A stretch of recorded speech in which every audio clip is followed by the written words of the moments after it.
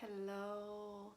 I want to start by saying that a big thank you for Melissa for this amazing and beautiful group. I am new here. My name is Natalie Parsons, and I have been invited to go live and to share a discussion on ancient wisdom. This is one of my favorite topics of discussion, and I really would love to invite you, whether you're watching live or the replay, to join me in this discussion, to share how this lands with you. And I would love to hear your thoughts and your relationship with your ancient wisdom. We are all here learning from each other in this beautiful journey, in this beautiful experience that we are sharing together here on the planet. And it is so lovely when we can truly meet in these beautiful sacred online spaces and continue to support each other in that growth and in that blossoming and in that remembering. So thank you for the creatrix of this group and the beautiful Roar magazine. This energy is just really inspiring me and blowing me away. I'm so happy that a really good friend of mine sent me the link and recommended the magazine. I'm just so blessed of that. So let's dive in. Ancient wisdom. What is ancient wisdom? And that's a really great question. And really, the true answer is an evolution, is almost an infinite. And because connecting to this ancient wisdom is really connecting to nature. It's really connecting not only to our own nature and our own animal of our own skin, but it's also within the relationship of the nature around us, and recognizing that we too are part of the ecosystem. We often forget, for many years, I didn't even recognize this. And we often forget, I say it's a journey of remembering, right? That we are part of the nature. We are woven into the nature as everything else, just like the plants, the flowers, the bees, and everything else around us. And it's interesting because I have many conversations with people where they mention this desire, this connection to nature as animals do, this intuitive connection, this deep knowing within their bones and with their skin. They're like, they see it as this animal intelligence, this sense that maybe is perhaps outside of themselves. And maybe that, when I have that conversation, when you feel that sense of disconnect, that is because we are in our heads, and we often put these layers and conditionings and beliefs and all the things that we can do within the mind that remove us from this ancient wisdom. And in the journey of remembering and connection to that, it is about truly honoring your humanness, your being as an animal, getting into your intuition, feeling your feelings, and really tapping into that wild animalistic nature, and seeing and discovering what inspires you to move, inspires you to sing, inspires you to dance. When we observe, I spend a lot of time in nature, in woods. I live in the woods. And I sit on my back deck all the time when it's nice out. now that the snow is melting. And even when it's snowy, I look out my window, but I watch the animals and I watch the interaction and the balance and the non-dualistic nature that truly exists within nature. Within nature, there is no judgment. There is no right or wrong. There is no good or bad. And that non-dualistic nature has so much to show us, has so much to share with us. And it's so very interesting to see and to witness and to observe how the plants and the animals and everything truly interacts with each other, how they support each other, and how our minds can truly observe this through a very interesting lens. So we can observe this nature with our mind, and we can also observe this nature within our hearts and through the lens of our own true nature and our own wild being. And that is the true invitation when we are connecting to our ancient wisdom.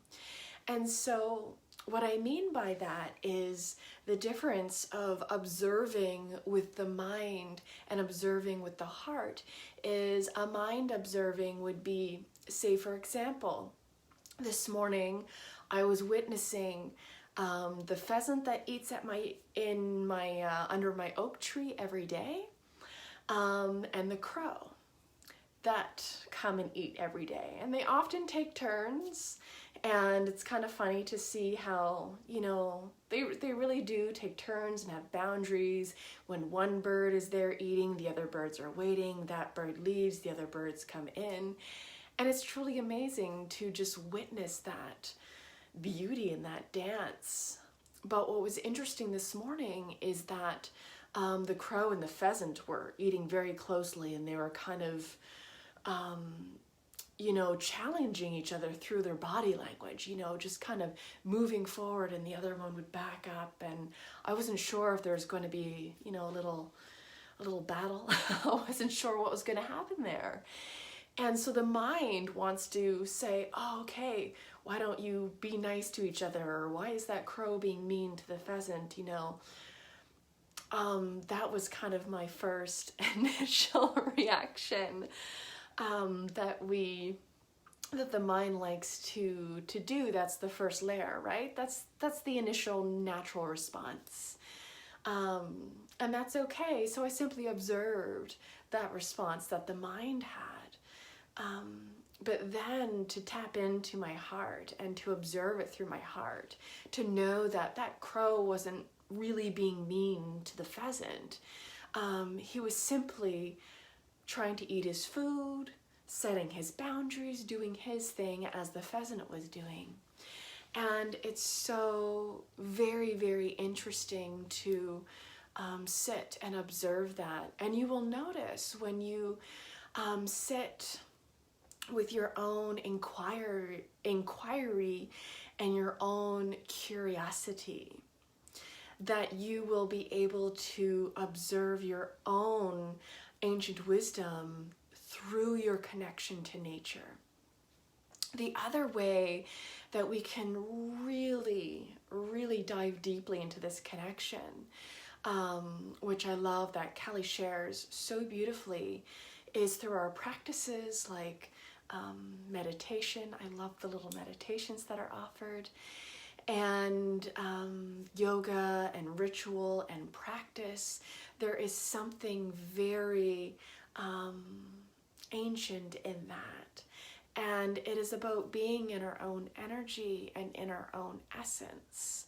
And when we come to that place of stillness, when we can come to those states where we go beyond the mind, that is a beautiful way to continue to connect, cultivate that ancient wisdom, and to see how that energy flows through you. And it's not that we want to discount the mind. The mind is a very powerful tool, but we have to understand why the mind is there. The mind is a beautiful problem solver. That's what its job is. It's a tool of discernment for us to be able to access memories and knowledge and information, and to kind of calculate things, such as when we're feeling an emotion, we have a response, and the mind will say, okay, I'm feeling this emotion.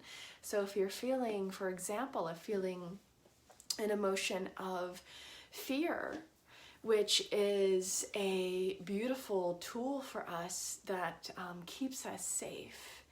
And that's one of the biggest things that I feel that we are really connecting deeply with this great pause at the moment. This great pause is a deep, deep invitation to not only our self-care, not only into our belief systems and into a greater understanding of truth, but it is a deep invitation to our ancient wisdom. And with this fear, a lot of this fear and worry that is rising, it is such a beautiful medicine and way for us to observe our relationship with this. Because fear is actually serves a really, really great purpose. It keeps us safe, on a very primal level, especially when we were hunters and gatherers. In the very, very beginnings of our humanity and our human evolution, we really honored that fear and honored that worry as such a great tool, because when you're out there hunting and on the hunt, it kept you safe, because that change and that unknown and uncertainty could have perhaps led you to be eaten by a bear. Right? And so those were tools and things so that you can use your senses. So then if you were hunting per se, and your spidey senses were tingling, and you could maybe sense and feel that there was a predator close by, that feeling and that intuition, then the emotional surge came. And so as the hunter, you were then able to channel that into a very heightened, alerted, and focused state, which brought you deeper into that ancient wisdom, deeper into all of your senses, so that you can make a decision using the tool of your mind, whether that be to maybe flee and go to safety. Maybe you were meant to stay still, or maybe you had to fight back and prepare for that. And so these very, we are programmed with these beautiful, beautiful ways that really, really support us. But now that we are in these times right now, where many of us are no longer in the hunter-gatherer kind of world, in our everyday experiences, when these feelings rise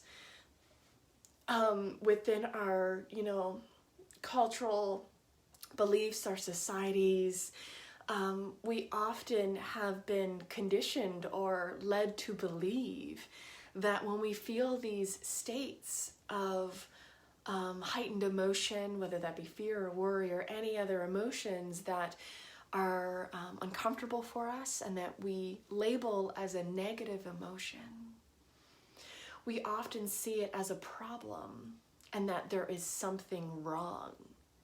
And in turn, that there is something wrong with us for feeling that way. And it could be as simple as maybe you want to leave your job and take a new job. As simple as that, but a lot of fear can arise. And a lot of worry and what ifs, and the mind goes through all of this dialogue. because it is the problem solver and trying to solve the problems that may not actually exist, because your imagination kicks in and it is feeding off of your emotion. And then when you begin to make decisions through this lens, this lens of perhaps fear, we can then get really into the rabbit hole and disconnected from this inner knowing, from this inner wisdom that we all innately are born with. We have so much. It's in our cells, it's in our bones, it's in our DNA, passed down from generation to generation. We often forget that these things are truly passed down on a cellular level, and we can access and tap into so much of that wisdom.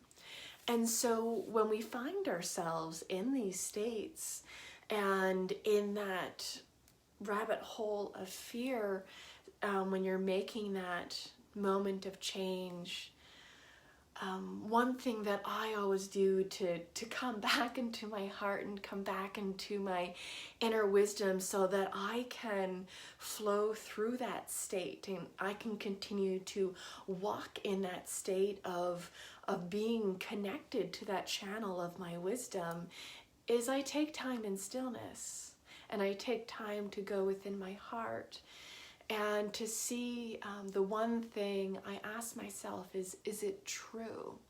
The works of Byron Katie is phenomenal for that self-inquiry.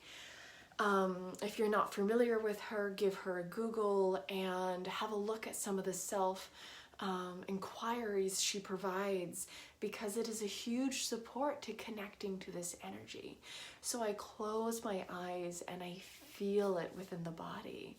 Is that true? So if there is something within the mind that is really heightened and I feel that disconnect, that's what I go back to, and then I can feel it in the body, because that's what it truly is about. It's about being fully connected to the body, being an embodied being.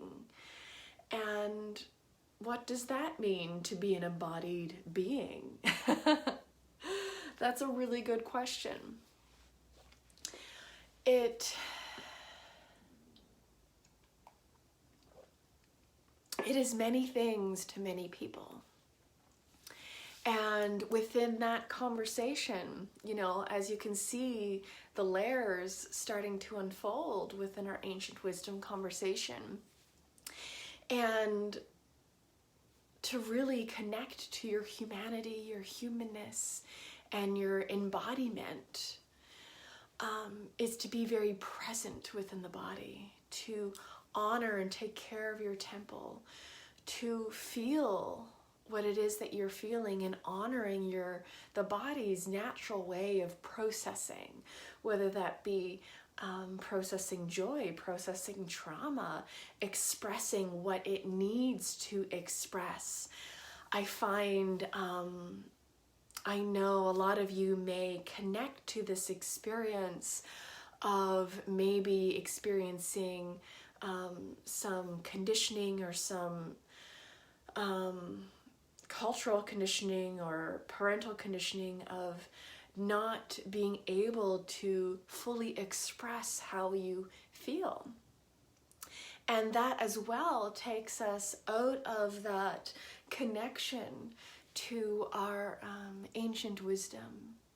And so when we nurture that, when we continue to cultivate a deep relationship with what it means to be in our embodied state, we are also cultivating a relationship with our ancient wisdom, with our intuition, and what it means to really be a soul experiencing this human journey, right? The ancient wisdom is so connected to spirit, to the universe, to everything, whatever your name for it is, that connection, that energetic thread is very strong when we cultivate that connection.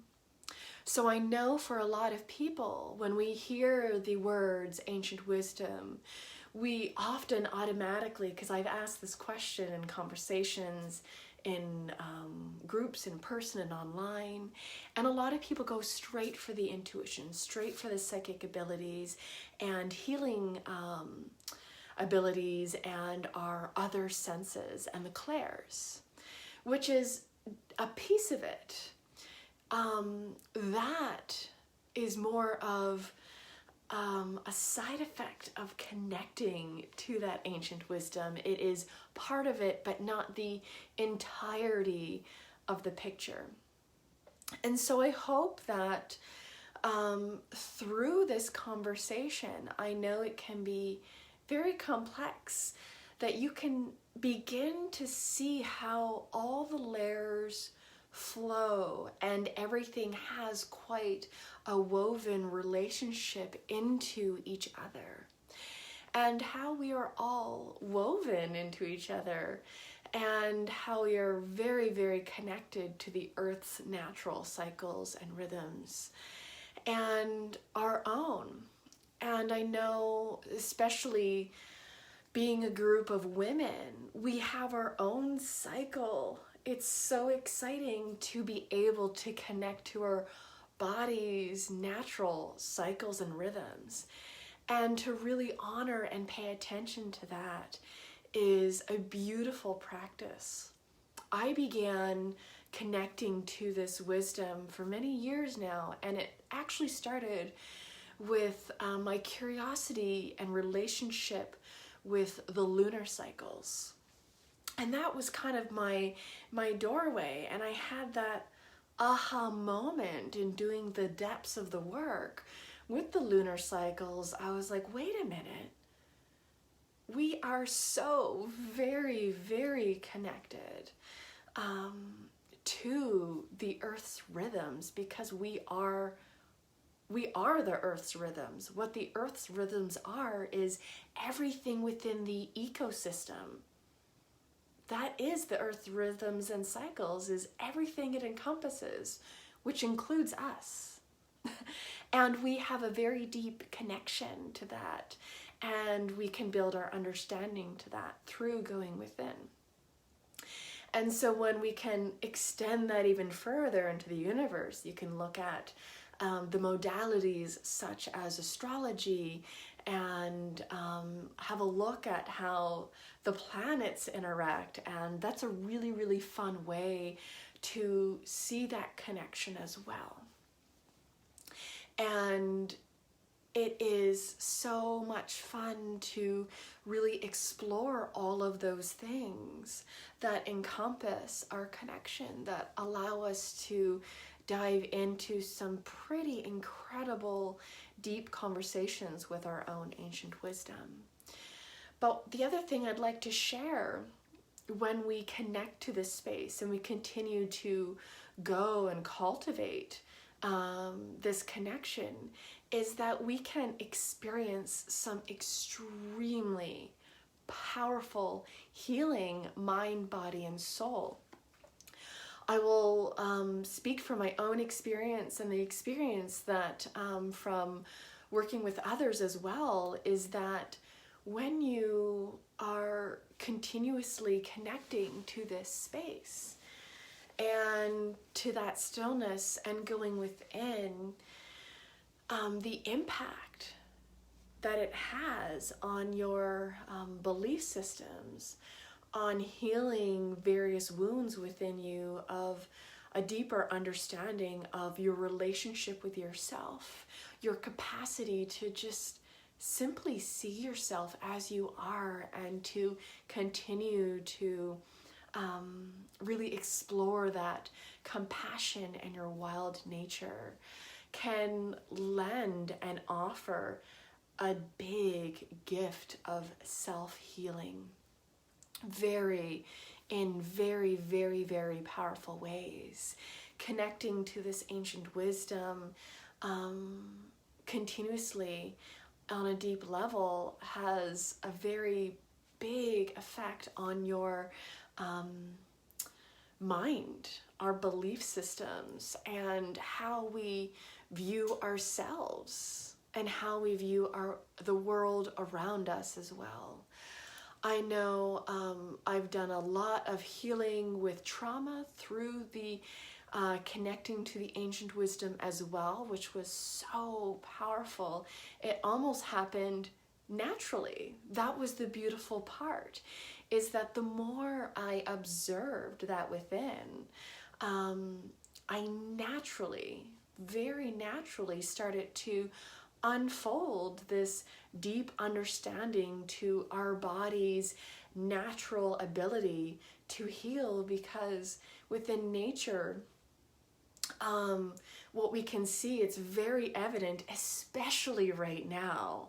We are seeing huge impact and evidence to nature always finding that state of balance, always finding that state of homeostasis, you know, as our bodies are always finding. We often try so hard when something is going on with the body. It's like, oh, what can I do? What can I do to make it better, to feel better? But the real question is how can I support the body's natural healing capacity? How can I let the body guide me? Because the body's wisdom is so connected to that ancient wisdom, because it is your cells and bones. And when you allow yourself to be guided from this space, it is truly, truly magical.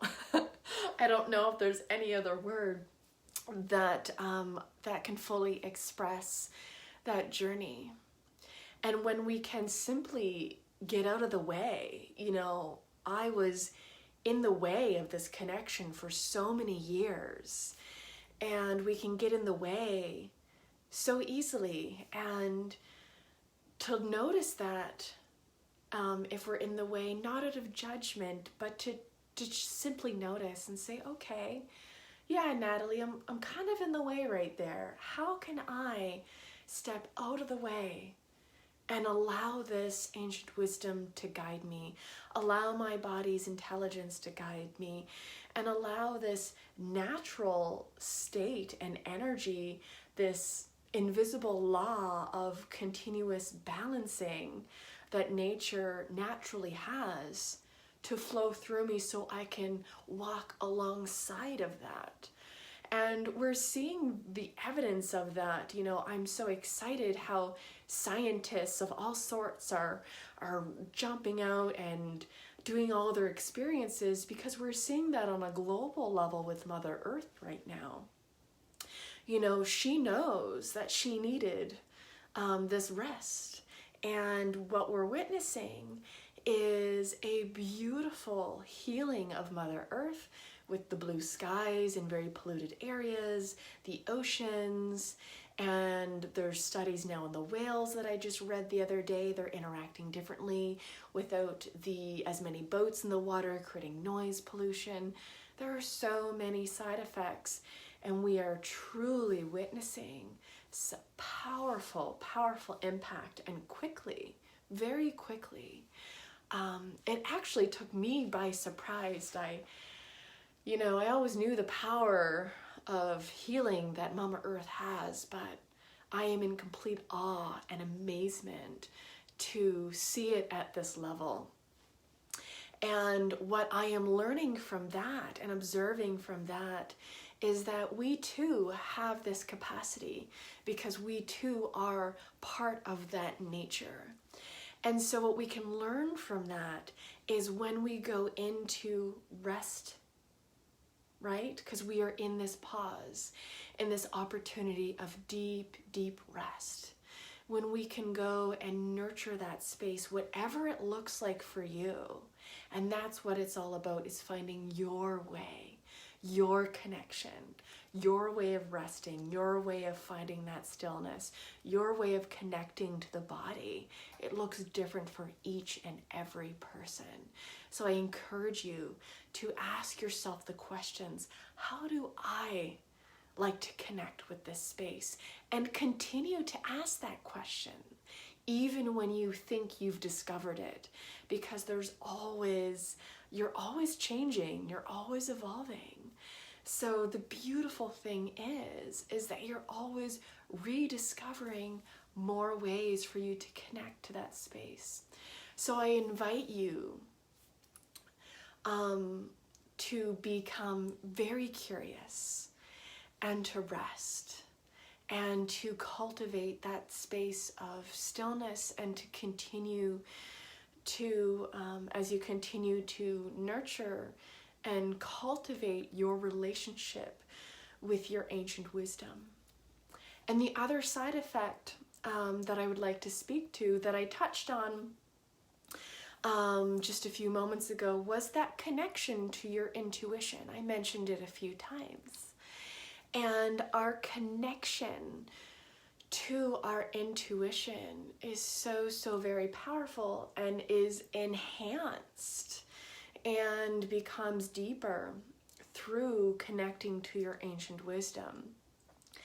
And it is so very powerful, because they do have such a beautiful relationship. They're very woven together. And I encourage you to sit with that, and to go into your own heart, to your own third eye, and to have a look at your relationship with your intuition, and how often you allow yourself to be led through your intuition, of how your intuition flows through your body. Because the more connected to our body that we are, the more connected to our intuition, because it brings that energy, that wisdom all into the body, all of that energy. And then we can really flow from that space, from that foundation. Yeah. So I would love to hear how this lands with you, sharing your comments and your heart, and how you like to connect to this space, what your relationship with your ancient wisdom is like.